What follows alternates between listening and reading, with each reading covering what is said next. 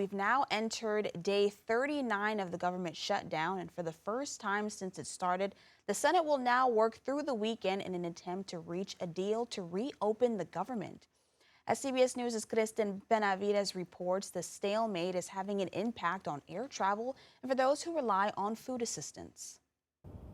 At the 11th hour, the Supreme Court halted a court order requiring the federal government to fund food assistance. Justice Ketanji Brown Jackson issued the order in response to an emergency appeal by the Trump administration, which has so far refused to dip into its reserves to fund food assistance. Jackson wrote the lower court should deal with the matter swiftly. Janelle Daniels of New Jersey has suffered. SNAP ran out of funds last week. It's hard to try to depend on other people to help you.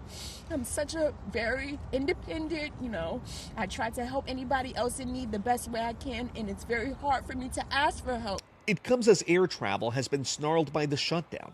Transportation Secretary Sean Duffy issued an emergency order for airlines to cut 10% of their flights at 40 major airports due to surging air traffic controllers' sick calls occurring with little warning as they work without pay due to the shutdown. We see more incursions on tarmacs throughout the country.